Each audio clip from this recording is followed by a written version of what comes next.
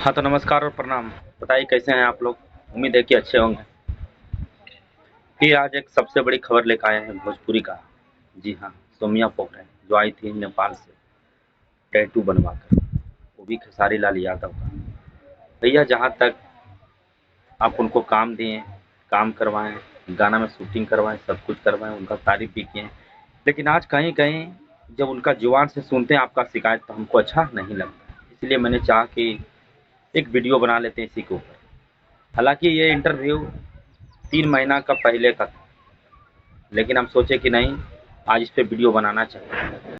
मैं आज तक 3 सॉन्ग की उनका चैनल से, एक भी सॉन्ग का पैसा नहीं मिला है। मतलब 3 गाना में खेसारी लाल यादव काम करवाएँ और उसका पैसा नहीं मिला। ये मेरा कहना नहीं है, ये किसका कहना है? ये लड़की का कहना है, सोमिया पोखरे का। तो ये बहुत निंदनीय है और इसका हम विरोध करते हैं, ऐसा नहीं होना चाहिए। बाकी ये बिल्कुल गलत है। वो लाए हैं, दूसरा कौन-कौन पता नहीं, फलाना ढिमकाना कौन-कौन लेके आए हैं, तो खेसारी सर किए क्या हैं? खेसारी सर कुछ नहीं किए हैं, आज तुम लोग की वजह से मैं हूँ। इसका चल चुप, इसके आगे मत बोल। क्या बोल रहे हैं कि खेसारी सर हमारे लिए किया ही क्या है? अगर वो काम नहीं देते ना तो तुमको यहाँ कोई पहचानता नहीं, समझी? तू नेपाल से कोई एक्टिंग लेकर नहीं आई थी, मुँह जैसा थोपड़ा लेकर आई। बस आई थी तो तुम बोल रहे थे खेसारी सर वाकई में आप बहुत अच्छा है, बस हमको एक बार काम दे दीजिए सर। और आज बोल रही है कि क्या किए हैं? और वो पैसा नहीं दिए वो दूर की बात है, वो पता नहीं तू सच बोल रही कि झूठ बोल रही है, वो कैसे हम विश्वास कर लें? बस तुम्हारा बात उठाने आए हैं। लेकिन इसका मतलब ये थोड़ी है कि खेसारी सर आप कुछ नहीं किए मेरे लिए, बस आप लोग के बदौलत हम हैं। अरे हम लोग के तो बदौलत है ही है, लेकिन कोई होता है यार को उठाने वाला, वो तुमको उठाए हैं, तुम्हारे लिए आवाज़ उठाए हर जगह से। 2 यूट्यूबर तुम्हारा विरोध करते थे ना, तो उसके लिए लड़ गए थे, क्या ने क्या किए।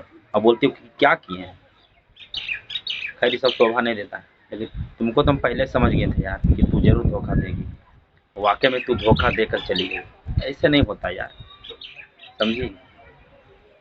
तू काम कर, जहाँ कर, जिसके साथ रहना है, लेकिन तू इस तरह से किसी का शिकायत ना किया कर। अगर सच है तो बात किया कर। कि सौम्या आके होटल पे रहती थी, तो मुझे ये बोला जाता था कि सौम्या से कुछ गाना गवा ना लो कि जो होटलवा के खर्चे होगा वो निकल जाए। अब कितना आदमी खुलासा करिए, हम करे लगा तो फिर मुंह छुपावे के जगह ना ये मिली। भी बहुत शर्मिंदा की बात है, ये भी बहुत शर्म की बात है कि जब पैसा मांगे, जब पैसा के लिए बात किया गया तो क्या बोले, जो रूम में रहते हैं, जो होटल में रहते हैं, वहीं से काम, मतलब नहीं, वहाँ से गाना शूटिंग करवा लीजिए, उसका खर्चा वर्चा निकल जाए। ये भी बहुत दुख की बात है।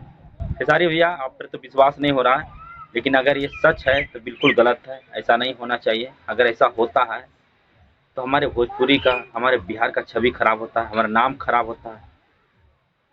और आप बहुत दिन, मतलब बहुत दिन मेहनत किए, उसके बाद आपका ये नाम बना है, 2 मिनट में आपका नाम बिगड़ जाएगा, ये बहुत गलत है।